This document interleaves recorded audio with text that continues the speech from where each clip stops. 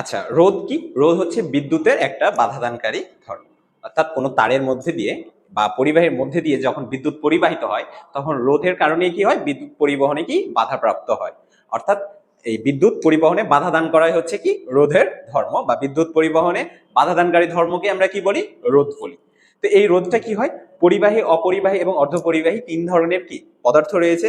এদের মধ্যে অপরিবাহী পদার্থের রোধের পরিমাণটা সবচেয়ে বেশি হয়, এজন্য অপরিবাহী পদার্থের মধ্যে কি বিদ্যুৎ প্রবাহিত হয় না বললেই চলে। এবং অর্ধপরিবাহীর ক্ষেত্রে দেখা যাচ্ছে যে রোধের পরিমাণটা মাঝামাঝি হয়, আর পরিবাহীর ক্ষেত্রে রোধের পরিমাণটা অনেক কম হয়, এই জন্য বিদ্যুৎ পরিবহনে কি হয়? সুবিধা হয়।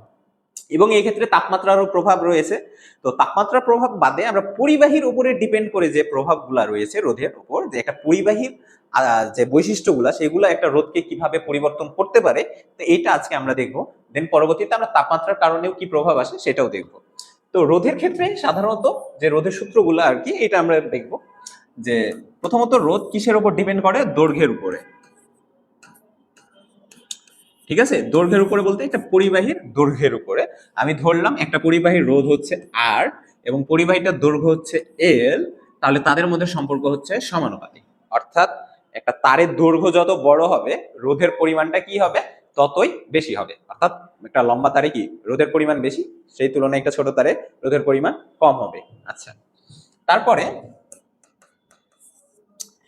একটা হচ্ছে প্রস্থচ্ছেদের ক্ষেত্রফল। ঠিক আছে, আমি একটু ছোট্ট করে লিখলাম প্রস্থচ্ছেদের ক্ষেত্রফল। প্রস্থচ্ছেদের ক্ষেত্রফল বা এটাকে কি বলে? Cross sectional area. Cross sectional area বলতে তারটা আর কি কতটুকু মোটা। ঠিক আছে, এই ক্ষেত্রে রোধের সম্পর্কটা কি? আর ব্যস্তানুপাতিক সম্পর্ক। অর্থাৎ এই যে এ, এটা হচ্ছে আমার ক্রস সেকশনাল এরিয়া বা তারটা কতটুকু মোটা, বা তারের যে মুখ, এই মুখের ক্ষেত্রফলটা হচ্ছে কি আমার এ, আর ওই তারের রোধটা হচ্ছে কি আ। এখন এই তারটা যত বেশি মোটা হবে তত বেশি কি তত কম হচ্ছে রোধ হবে, এবং এটা যত পাতলা হবে রোধের পরিমাণটা কি হবে? তত বেশি হবে। অর্থাৎ এই ক্ষেত্রফল যত বেশি, অর্থাৎ তার যত মোটা, আমার রোধ তত কি হবে? কম হবে। এবং এই ক্ষেত্রফল যত কম, অর্থাৎ তার যত পাতলা হবে, তত আমার রোধের পরিমাণটা কি হবে? কম হবে। ঠিক আছে, এটার জন্য তোমরা সহজভাবে একটা পানির পাইপের উদাহরণ নিয়ে কাজ করতে পারো। ওকে, যে একটা মোটা পাইপ আর একটা পাতলা পাইপ, কোনটাতে বেশি পানি যাবে? এখন পানি যাওয়া মানে কি? কারেন্ট যাওয়া। ঠিক আছে, তাহলে কোনটাতে কম পানি যাবে? কম পানি যাচ্ছে কিসের কারণে? তুমি এটাকে ভাববে তার মানে কি কম বিদ্যুৎ যাচ্ছে, কম বিদ্যুৎ যাচ্ছে তার মানে ওখানে রোধটা বেশি। আচ্ছা, আচ্ছা, এইখানে আমরা তাহলে দৈর্ঘ্য পাইলাম আর ক্ষেত্রফল পাইলাম। ঠিক আছে, আচ্ছা, দেন এইখান থেকে আমরা কি পাবো? ওই পদার্থের কি একটা উপাদানের উপর নির্ভরশীলতা আছে। এখন এই উপাদানের উপর নির্ভরশীলতা আমরা এইখান থেকে সম্পর্কটা বানাবো। ঠিক আছে, তাহলে এইখানে আমরা দুইটাকে যদি কম্বাইন করি, যেটা আমরা এক, এটা হচ্ছে আমাদের দুই, তাহলে আমরা কম্বাইন করলে কি পাবো? আর প্রপোর্শনাল টু কি এল বাই এ।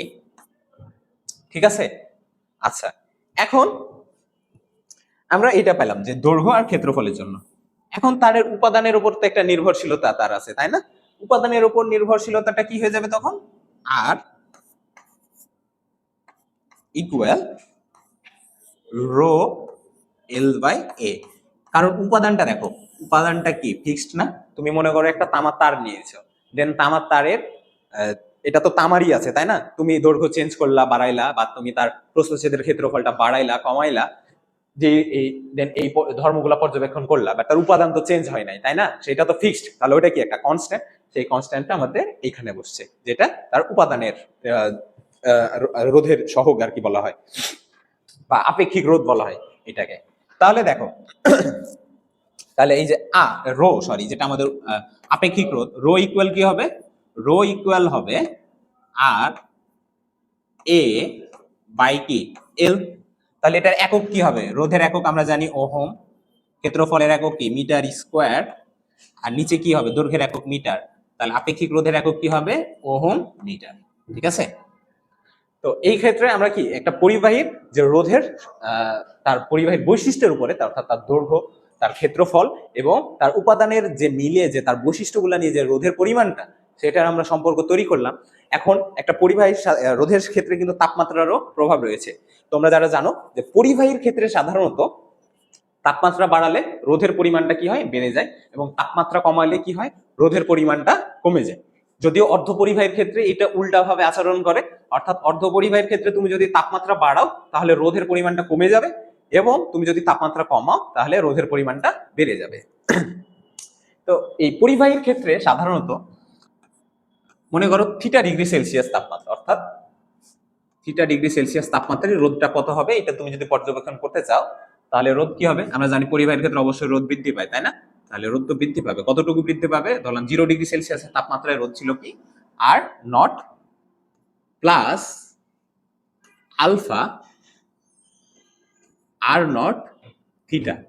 ঠিক আছে, এই থিটাটা কি? থিটাটা হচ্ছে তুমি কত ডিগ্রি সেলসিয়াস তাপমাত্রা বৃদ্ধি করছো, R0 কি ওই 0° যে রোধ, আর আলফাটা কি? আলফাটা হচ্ছে রোধের উষ্ণতা সহগ, অর্থাৎ রোধের একটা কি, এখানে আলফাটা হচ্ছে আমাদের কি একটা কনস্ট্যান্ট বলতে পারো। ঠিক আছে, এটা একটা কনস্ট্যান্ট,